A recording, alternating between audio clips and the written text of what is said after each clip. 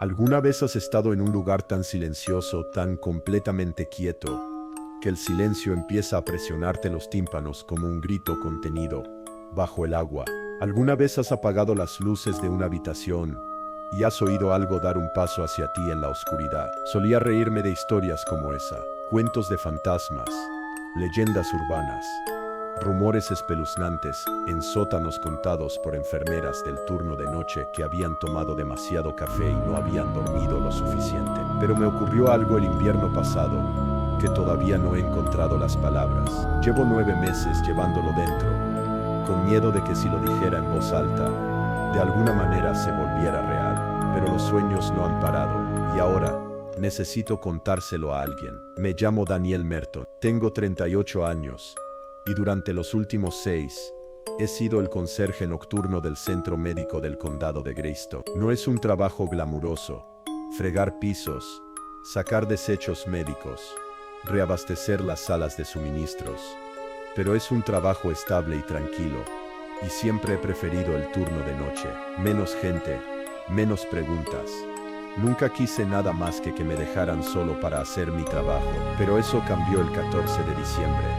Esa fue la noche en que me dijeron que limpiara el sótano de la morgue. Solo limpieza rutinaria, dijeron. Solo polvo, camillas desechadas y archivadores rotos de las antiguas salas de autopsias. No me hablaron de las luces, no me hablaron del olor que no era podredumbre, sino algo más antiguo, como amor y cobre, y algo que recordaba que alguna vez estuvo vivo.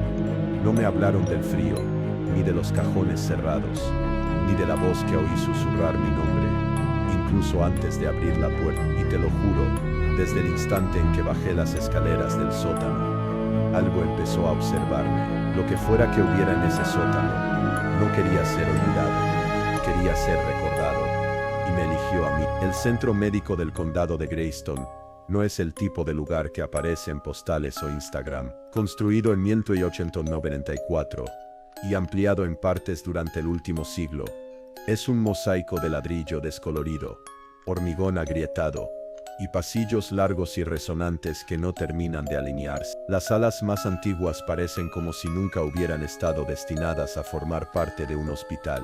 Puertas estrechas, arcos de piedra, vidrieras en habitaciones que ya no sirven. Y debajo de todo eso, la morgue. El sótano de la morgue se encuentra debajo del ala oeste, incluso debajo de la sala de calderas, en una sección del hospital que no se ha utilizado con regularidad desde principios. Las escaleras para llegar allí están escondidas tras una puerta cerrada, a la que solo se accede con una vieja llave de latón, con la etiqueta B4. Archivos. Eso era lo que solía ser, una planta de archivos. En aquella época los hospitales aún guardaban los registros físicos y las fotos de las autopsias en carpetas manila. Había oído hablar de ello por algunos de los conserjes más veteranos. Historias en broma, sobre todo. No bajes a B4 a menos que te guste jugar a la mancha con fantasmas, me dijo un tipo al pasar. Otro me advirtió medio en broma que el último que intentó repintar las paredes del sótano renunció después de 2 noches. Dijo que veía sombras moviéndose en la pintura mientras se secaba. Pensé que estaban jugando con el nuevo. Nunca pensé que intentaran advertirme. La doctora que me asignó la tarea, la Dra. Annalise Moro, era jefa de patología, fría y seca, y siempre a 1 metro de distancia como para sentirse humana. Se nos rompió una tubería en el antiguo pasillo del almacén, me dijo, entregándome la llave sin mirarme a los ojos. Mantenimiento ya reemplazó la tubería, pero dejó un desastre. Necesitamos que la limpien y desinfecten antes de poder empezar a acondicionar el espacio. ¿Acondicionar el espacio? No pregunté. No era mi trabajo preguntar. Me dijeron que usara equipo de protección y que registrara mi tiempo cuidadosamente. Para los registros de exposición al amianto, dijeron. El pasillo que bajaba estaba lleno de pintura amarilla, señales de dirección descoloridas, y uno de esos viejos ascensores de manivela que crujía como si estuviera dando a luz algo. Cuando llegué abajo recuerdo detenerme en el último rellano y mirar la puerta metálica oxidada que tenía delante. No se oía ningún sonido, ni viento, ni siquiera el zumbido del edificio de arriba, solo el parpadeo de una luz fluorescente y el suave tintineo metálico de la llave en la una puerta se abrió hacia adentro, y el aire olía mal. Lo primero que noté, incluso antes de la temperatura, fue la luz. Los tubos fluorescentes parpadeaban erráticamente en el techo, proyectando sombras temblorosas que hacían que el pasillo pareciera vibrar. No era un parpadeo normal, era rítmico, como una respiración, como si el edificio estuviera vivo y exhalara luz en pulsos entrecortados. Revisé el panel eléctrico justo afuera de la puerta. Todo estaba en verde, no había fallas, no había razón para que las luces se comportaran así, pero hacía frío, mucho más frío del que debería. Estoy acostumbrada a los sótanos fríos, pero esto era diferente. Ese frío que te atraviesa la ropa, que te hace llorar y te duelen los pulmones. Mi aliento se empañaba ante mí como si estuviera al aire libre en enero. Aún así, me dije que era solo un mal aislamiento. Me adentré. El pasillo se alargó más de lo que esperaba, con viejas camillas de metal apiladas, como ataúdes olvidados contra las paredes. Todo olía a lejía, óxido y algo más. Algo rancio como papel viejo empapado en lluvia y sellado en un cajón durante décadas. Cuanto más caminaba, más se apretaba el silencio, sin eco, solo el suave chirrido de mis botas y el zumbido parpadeante sobre mí. Estaba a mitad de camino cuando vi el teléfono, un viejo teléfono fijo de disco de plástico beige, amarillento por el tiempo, colgado en la pared, junto a un plano descolorido de la salida de incendios. Lo miré un segundo, preguntándome cómo había sobrevivido tanto tiempo. Entonces sonó, solo un tono agudo y penetrante. Me quedé paralizada. Paró al instante, solo un timbre. Me acerqué lentamente, con el corazón latiéndome con fuerza, y levanté el auricular. Línea muerta, ni siquiera estática, simplemente nada. Fue entonces cuando vi el letrero sobre la puerta de enfrente. Letras estarcidas, apenas legibles a través de la pintura descascarada. Sección D, contención. Ni siquiera sabía que la morgue tenía un ala de contención. Tomé nota para preguntarle a la Dramoro, pero algo me decía que ella ya lo sabía. La noche siguiente volví temprano, una hora antes de mi turno. Algo que nunca hago. Me dije a mí misma que solo quería terminar el trabajo rápido, pero la verdad era que no podía dejar de pensar en ese único timbre, en el resfriado imposible, sobre la palabra contención impresa en una puerta en una parte del hospital que nadie mencionó. Quería respuestas, o tal vez solo la seguridad de que no estaba perdiendo la cabeza. Esperé a que el edificio estuviera casi vacío.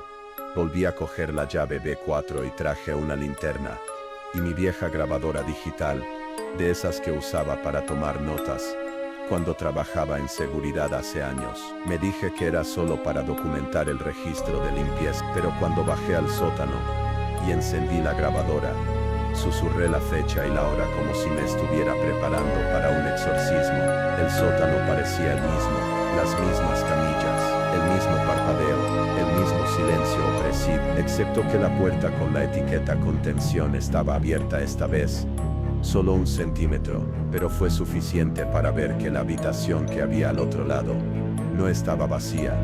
Había estantes de metal, había docenas de gruesas carpetas negras, apiladas, la mayoría etiquetadas con cinta blanca y códigos de hospital, que no reconocí. Me deslicé dentro, con cuidado de no tocar nada todavía. El aire olía más fuerte allí, como a yodo y a algo quemado. Cogí una carpeta al azar. Dentro había fotografías, no historiales médicos, fotografías, pacientes, creo, o cadáveres. Era difícil saberlo. Los rostros siempre estaban borrosos, pero no por mala calidad. Estaban manchados, como si las imágenes hubieran sido degradadas intencionalmente, o como si algo en la habitación hubiera deformado la película. Algunas estaban etiquetadas con fechas, escondido entre las páginas. Parecía un horario de habitación, pero los nombres que aparecían no coincidían con los registros de los empleados.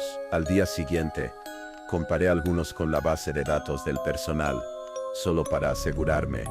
No eran empleados, eran pacientes, y uno de los nombres estaba tachado con tinta roja, con una palabra escrita debajo, devuelto.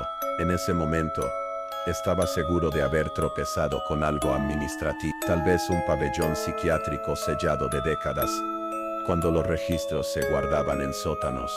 cerrados para evitar demandas o atención. Me convencí de que eran viejos casos de negligencia, tal vez incluso rumores paranormales envueltos en una tragedia real, un encubrimiento masivo, negligencia institucional, tal vez abuso. Mi mente repasaba todos los escenarios plausibles, cualquier cosa en realidad, para mantener mis pensamientos anclados en la realidad. Al día siguiente, se lo comenté casualmente a Marcus, uno de los conserjes más veteranos que había trabajado en Greystone antes de que me contrataran. Estábamos fumando detrás de los contenedores cuando mencioné el sótano. Marcus no se rió, ni siquiera me miró, simplemente dio una larga calada a su cigarrillo y dijo: «Ya han contratado a otro para ese trabajo». Parpadeé. «¿Qué quieres decir?». Finalmente me miró a los ojos y lo vi. Esa misma mezcla de miedo y vergüenza que había visto una vez en un hombre que vio a su amigo ahogarse, pero no pudo moverse para ayudarlo. Había un chico. Se hizo cargo del conserje nocturno durante unos meses en 2009. Se llamaba Elijah. Un buen tipo, demasiado amable. Siempre hacía preguntas. «¿Qué pasó?». Marcus apartó la mirada. Una mañana no apareció. La taquilla aún tenía sus cosas dentro. El coche estaba en el aparcamiento. Seguridad lo atribuyó a una crisis nerviosa y dijo que debía haberse ido. Buscaron en el sótano. Marcus no respondió. Simplemente apagó el cigarrillo y se fue. Pero ese no era el giro inesperado. Todavía no. El giro inesperado llegó esa noche cuando volví a bajar, solo para asegurarme de que no lo estaba soñando todo. Y la puerta de la sala de contención había desaparecido. Sin llave. Desaparecido. Sellado con yeso nuevo. Liso. Recién pintado. Como si nunca hubiera existido. Solo el suelo conservaba las marcas de las bisagras que habían rozado las baldosas. Era como si el propio hospital hubiera decidido que la habitación ya no debía ser recordada. Pero yo recordaba. Y tenía las grabaciones. Volví a casa esa noche y escuché las grabaciones digitales una y otra vez, esperando oír lo que había susurrado. Marcas de tiempo, notas, mi propia respiración. Pero a los 42 minutos algo cambió. Mi voz se quebró a media frase. Y entonces, bajo la estática, surgió otra voz, un susurro. «No tires de la sábana». Eso decía. Débil, como si lo dijera a través de una gasa. Y luego silencio. Pero no había dicho nada sobre una sábana. No había sábanas en ese pasillo. Esa noche, a la mañana siguiente, fui a la oficina de historiales médicos. Un pequeño rincón polvoriento en el tercer piso que ya nadie usa. Decidí buscar ese nombre, Elijah, y ver si aún había algún expediente laboral archivado. Nada, ni en los registros de limpieza, ni en la nómina, ni siquiera en el antiguo registro de credenciales. Pero había una laguna. Entre enero y junio de 2009, no figuraba ningún conserje nocturno. Fue como si esos 6 meses nunca hubieran existido. Revisé los registros de turnos. Esas pequeñas hojas de registro que guardan cerca de la oficina de seguridad. Esas que nadie tira por exigencias sindicales. Fue entonces cuando lo vi. La letra. Todos los turnos de noche, entre el 3 de enero y el 14 de junio, se habían firmado con las iniciales EMA. Pero la última entrada no estaba firmada. Solo la fecha. El mismo día que las luces de la morgue se cortocircuitaron por primera vez, lo confirmé con los registros de mantenimiento. Y junto a esa última línea, casi invisible, como si la hubieran escrito con un bolígrafo sin tinta, había 3 palabras. Dijo basta. Nadie lo había reportado. Ningún informe de incidente. Ninguna mención. Solo una entrada en blanco. Y silencio. Imprimí copias y las escondí en mi casillero. Fue entonces cuando empecé a darme cuenta de que no se trataba solo de fantasmas o leyendas urbanas. Alguien lo sabía y lo estaban borrando. Al hospital no le gustan las preguntas, no las reales. Puedes quejarte de la calefacción o de las máquinas expendedoras todo lo que quieras.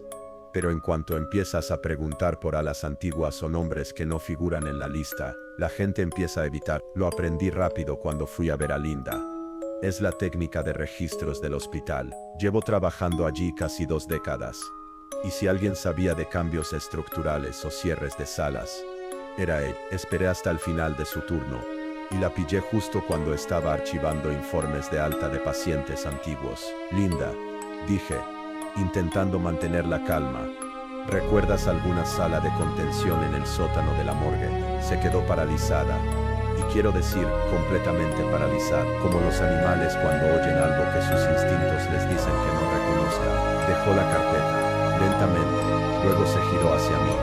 ¿Por qué preguntas? Me encogí de hombros. Solo encontré una etiqueta vieja en la pared. Supuse que era un antiguo almacén de psiquiatría o algo así. Linda miró más allá de mí, hacia el pasillo, como si se asegurara de que nadie la escuchara. Antes había una sala de contención, dijo en voz baja, pero lo tapiaron. Oficialmente, era parte de la mitigación del asbesto, pero yo misma vi la orden de cierre. Estaba escrita a mano, sin la firma del contratista, sin el permiso solicitado. ¿Quién lo firmó? Dudó. Luego escribió un nombre en la esquina de una nota adhesiva. Dra. Annalise Moro. La miré fijamente, pero no se convirtió en jefa de patología hasta lo que sea que eso signifique. Esa fue la primera vez que sentí verdadero temor. Ni miedo, ni incertidumbre, temor. Porque lo que fuera que estuviera enterrado en ese sótano, no era solo historia, era suya. Hazme un favor, dijo Linda, justo cuando me daba la vuelta para ir. No vuelvas a mencionar mi nombre, no sobre esto. Se marchó sin decir nada más. Pero su nota adhesiva, esa con el nombre de Moro, seguía en mi mano. Y había algo más garabateado al dorso, casi como si hubiera cambiado de opinión, pero no hubiera tenido tiempo de explicarlo. Solo 4 palabras. Ella también los oye. No podía quitarme de la cabeza lo que había dicho Linda. Ella también los oye. Eso empeoró todo. Significaba que esto no era solo cosa del pasado, sino que se filtraba al presente, filtrándose por las grietas de las paredes blancas e impecables del hospital, como moho negro bajo el papel pintado. Necesitaba saber más. Así que hice algo de lo que no me sentía orgulloso. Entré en la consulta de la Dra. Moro. No fue difícil. Conocía su horario de rotación, y su despacho estaba escondido en un rincón del 3er piso, por donde no solían pasar las rondas de seguridad nocturna. Forcé la cerradura con un destornillador plano y entré, con el corazón latiéndome como si me lo hubiera tragado. El lugar era quirúrgico, sin un solo papel fuera de lugar, pero en el segundo cajón de su archivador, detrás de sus formularios de seguro y copias de credenciales, encontré un sobre, sin nombre afuera, solo un sello, lacre rojo, intacto. Sabía que no debía abrirlo, pero lo hice. Dentro había 2 polaroids y un trozo de papel doblado. La primera foto era de la puerta de la sala de contención, tal como había sido, hierro negro, pesada, cerrada con un sistema de bloqueo de rueda como algo que verías en un submarino. La segunda era una chica, tal vez de 16 años. Su piel estaba cerosa como si hubiera estado muerta durante una semana, pero sus ojos estaban abiertos, de par en par, mirando directamente a la cámara. La nota estaba escrita a mano, afilada, letras angulosas, como si alguien intentara clavar un significado en la página. Se llamaba Mar. No le hables, no dejes que te responda. La voz no es la suya. No había fecha, ni firma. Solo el nombre. Mara. Nunca lo había visto en los registros, ni en las historias clínicas de los pacientes, ni siquiera en la carpeta de contención. Lo habían borrado por completo, pero la letra la había visto antes. Coincidía con la nota del registro de turno del 14 de junio. Dijo basta. No había sido Elisha quien la escribió. Había sido Mara. O lo que quedara de ella. Después de encontrar ese nombre, Mara, algo cambió. No solo en mi mente, sino en el propio hospital. Podía sentirlo. Los ascensores se detenían en las plantas equivocadas cuando estaba sola en él. Las luces de los pasillos, sin uso, parpadeaban 2 veces y se apagaban al pasar, solo para volver a encenderse unos segundos después, al ritmo de mi corazón. Y lo juro, una vez me vi reflejado en el cristal de la sala de cirugía, y no se movía cuando yo lo hacía. Aún así no podía detenerme. Necesitaba respuestas, aunque tuvieran un precio. Esa noche, llevé una palanca al sótano. Pensé que si sellaban la sala de contención una vez, podrían volver a sellarla. Pero las paredes mienten, y a veces la pladur no basta para ocultar lo que quiere ser visto. La sección donde había estado la puerta sonaba hueca. Golpearla era como golpear un ataúd. Rompí el yeso. Debajo estaba la misma puerta, el mismo metal oxidado, la misma rueda dentada negra, con una costra seca que no quería nombrar. y pintada sobre ella, con lo que ojalá pudiera decir que era pintura en aerosol. Estaba la palabra abrir. Solo eso, nada más. Ni una advertencia, ni una súplica, una orden. Casi salí corriendo, pero algo me detuvo. Y no me refiero al coraje ni a la curiosidad. Me refiero al olor. Me golpeó como una bocanada de aire, proveniente de algo que llevaba demasiado tiempo esperando exhalar. No era podredumbre, era memoria. Como si algo dentro de esa habitación recordara ser parte de este mundo y quisiera volver a entrar. Y entonces volví a oír la voz, suave, apenas más que aire. No venía de la habitación, sino de detrás de mí. Sigue despierta. Me giré pero no había nadie. Solo el pasillo, solo una luz parpadeante y una corriente de aire frío, avanzando hacia la puerta sellada, como si el propio edificio exhalara algo que ya no quería contener. Esa fue la noche en que dejé de fingir que todo esto era normal, porque después de romper el sello, el hospital empezó a contraatacar.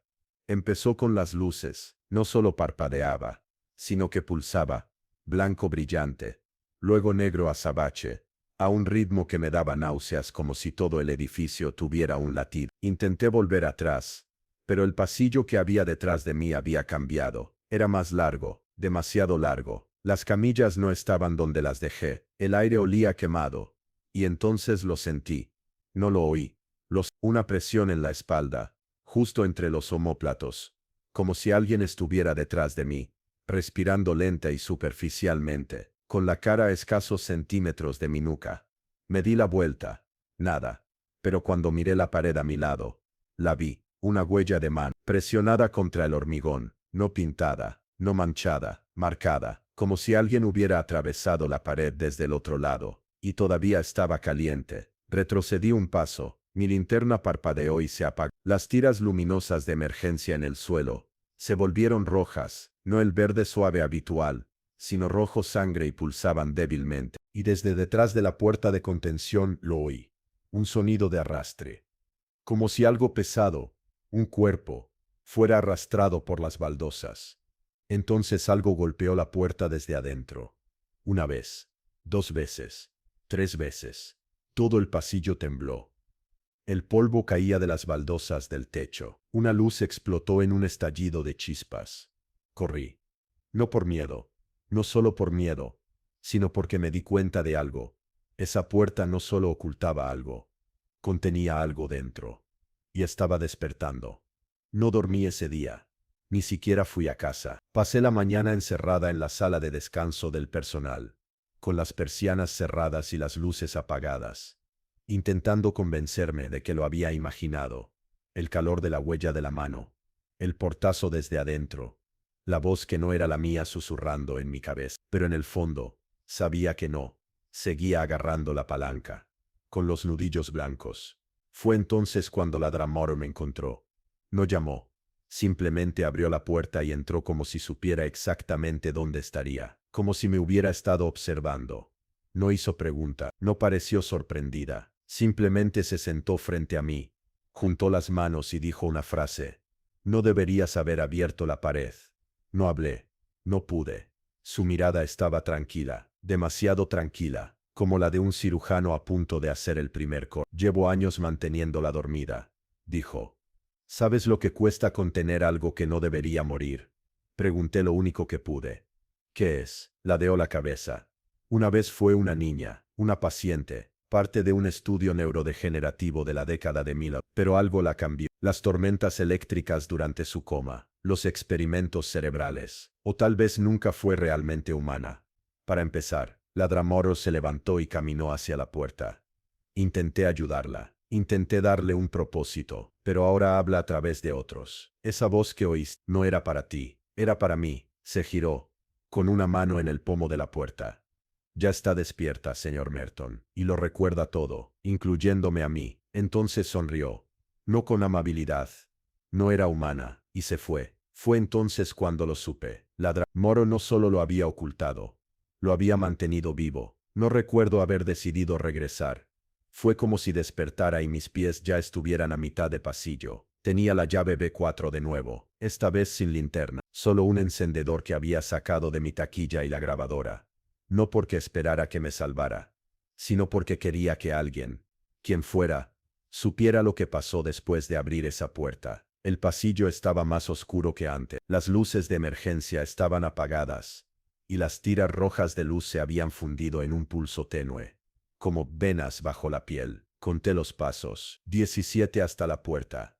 Lo supe porque cada uno sonaba más fuerte que el anterior, con un eco demasiado largo en el silencio. Cuando llegué a la puerta, la original, de hierro, vi que ya estaba abierta. Abrir un poco, esperando. El aire que se filtraba por la rendija era húmedo, denso, como pisar la respiración de otra persona, y zumbaba, como una boca intentando no gritar. La abrí. Dentro había una sola habitación, cuadrada, de hormigón. Las paredes estaban cubiertas de viejos espejos de observación, pero todos estaban rotos, no agrietados, sino destrozados hacia adentro, como si algo se hubiera abierto paso. En el centro de la habitación había una placa de metal, no una camilla, algo más antiguo, atornillado al suelo. Las correas de sujeción aún colgaban sueltas, algunas rotas, pero lo más perturbador, lo que me heló la sangre, era la escritura. Cientos de frases, grabadas en las paredes, el techo, el suelo, una y otra vez. No ha terminado. No tires de la sábana, la voz no es suya. Devuelve lo que se llevaron. Retrocedí y mi pie golpeó algo. Me giré. Una pequeña bandeja oxidada. Encima había una llave. Vieja. Latón. Con una etiqueta. Casillero E3. Morgue inferior. Me temblaban las manos. Pero la recogí, y en cuanto la toqué, la puerta se cerró de golpe tras de mí. No había viento. Ningún sonido. Solo un susurro, justo al lado de mi oído. La trajiste de vuelta. No sé cuánto tiempo me quedé allí de pie, después de que la puerta se cerrara. Podrían haber sido segundos, podrían haber sido horas. El tiempo no funcionaba igual en esa habitación. Se doblaba, como el calor a través del cristal. Finalmente la puerta se abrió de nuevo. Ningún sonido, solo un suave clic, como una boca que se abre tras rezar. Me fui sin mirar atrás. No sé por qué no tiré la llave. Tal vez sabía que ya no tenía opción. Tal vez pensé que marcaría la diferencia. Tal vez, solo tal vez, una parte de mí aún creía que podía acabar con esto. Seguí el pasillo hasta la morgue inferior, una sección que usaba aún menos gente, ahora sellada y en construcción desde la última renovación. Pero la etiqueta de la llave, Casillero E3, coincidía con la del antiguo congelador cerca de los lavabos de autopsias. Usé la llave de latón. La cerradura se abrió con un clic, y el cajón se deslizó hacia afuera. Había un cuerpo dentro. Mujer, joven, tal vez de 16 años, igual que en la foto, pero su piel no se había descompuesto. Ni un poco. Ninguna hinchazón. Ningún cambio de color. Ni siquiera congelación por el frío. Parecía preservada, pero no embalsamada, como si acabara de morir. Excepto por una cosa. Tenía los ojos abiertos, grises como el cristal, nublados, mirándome fijamente. Y en su garganta, cosida con un grueso hilo negro, había una etiqueta con su nombre, de hospital. La saqué con manos temblorosas. Elijah Merton, mi apellido, y el de mi hermano. Un hermano que desapareció cuando yo tenía 11 años. Dijeron que huyó. Dijeron que no dejó rastro. Pero esa no era la verdad. Había estado aquí todo el tiempo, usado, confinado, alimentado con algo. Y yo acababa de abrir la puerta. Tenía las manos entumecidas. Retrocedí tambaleándome, todavía agarrando la etiqueta, con la bilis ardiendo en la garganta al comprenderlo. La chica, la del cajón, no era Mara, no era una paciente cualquiera. Era un recipiente. Y mi hermano, él había sido la primera llave. El nombre, las fechas, las iniciales, todo coincidía. Se habían llevado a Elijah. No lo habían asesinado. Lo habían reutilizado. De alguna manera, habían usado su identidad, su presencia, su esencia para despertar lo que fuera que dormía allí abajo. Eso significaba retornar. Y ahora yo era la segunda ofrenda. Retrocedí hacia el pasillo, con el corazón latiéndome con fuerza. Y las luces del techo comenzaron a parpadear, pero no de forma errática. No al azar. Código Morse. Reconocí el patrón. Solía escribirlo en la pared de nuestro dormitorio de niño. Formaba una sola palabra. Correr. Entonces las luces explotaron. Llovieron fragmentos de vidrio mientras las paredes empezaban a temblar. Corrí a ciegas. Mis botas resbalaban sobre las baldosas mojadas. Y fue entonces cuando lo oí, el sonido de pies descalzos golpeando el suelo detrás de mí. Rápido. Demasiado rápido. No miré. Tú no miras. Tú corres. El pasillo de la morgue se alargó de nuevo. Imposiblemente largo. Pasé por habitaciones que no existían. Letreros en idiomas que no podía leer. Símbolos dibujados con sangre. No sangre fresca, sino sangre vieja. Marrón, susurrante. Sentí unas manos rozar mi espalda. Puntas de dedos, suaves como una disculpa. Entonces, una voz. Pero no desde atrás, desde dentro de mí. Eres lo que le prometieron.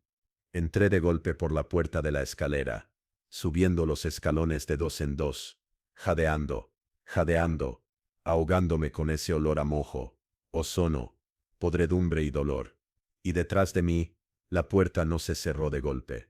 Respiraba una exhalación larga y grave que me acompañó piso por piso. Cuando irrumpí en el muelle de carga, las luces de seguridad estaban apagadas. Solo una bombilla parpadeante colgando de una cadena. Y allí, de pie debajo, estaba la Dramoro, sonriendo, como si hubiera estado esperando. No dijo nada, solo abrió la mano. Dentro había un bisturí con mango de hueso, y grabado en la hoja apenas visible bajo la sangre. Tercera ofrenda. Me quedé paralizado. Moro no se movió, simplemente permaneció de pie bajo esa bombilla parpadeante, su sombra extendiéndose por el suelo del muelle como una herida que no cicatrizaba. El bisturí en su mano brillaba opaco y húmedo, como si acabara de ser usado. Tal vez sí. No necesitaba decirlo. Lo entendí. Tenía una opción. Había traído a Elijah. Ahora me necesitaba. Linaje. Legado. Algún ritual retorcido. Transmitido como una reliquia. Abriste la puerta, dijo en voz baja. Eso significa que ahora es tuyo. Di un paso adelante, un paso. No más. Y me di cuenta de algo terrible. No me estaba dando la hoja. Se estaba ofreciendo a sí misma. Puedes acabar con esto, susurró. Puedes darle lo que quiere. Ya no me quiere. Te quiere a ti. Recuerda tu nombre. Miré el bisturí. Y lo supe. Podría acabar con Moro. Impedir que continuara con esto. Pero no detendría a Mara. En realidad, no. Solo retrasaría el siguiente ciclo. Como matar a un sacerdote en el altar. La iglesia sigue en pie. Así que en cambio, tomé la daga. Pero no por ella. Bajé de nuevo. Una última vez. Cada paso que bajaba era como recorrer mis propios recuerdos. El rostro de Elijah, al salir para la escuela el día que desapareció. La forma en que nuestra madre lloraba en la cocina. Mi propio silencio. Mi culpa. Cuando llegué a la morgue, las luces ya no parpadeaban. Brillaban. Cálidas, casi acogedoras. Me detuve frente a la sala de contención. La puerta se abrió sola. Dentro ella esperaba. No estaba de pie. No estaba acostada. Simplemente allí, como un pensamiento que intentabas olvidar. Hecho carne. Su boca se abrió.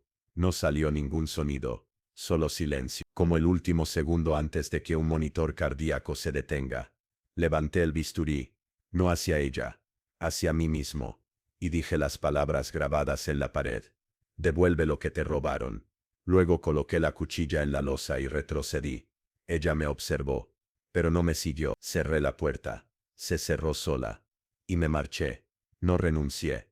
No oficialmente. Sigo fichando. Sigo recorriendo los pasillos. Sigo friegando los suelos del centro médico del condado de Greystone. Pero nunca me acerco al sótano. Nadie lo hace. Lo volvieron a sellar. Vertieron hormigón sobre las escaleras. La llave del BE4 fue retirada discretamente de circulación. Sin explicación. Sin anuncio.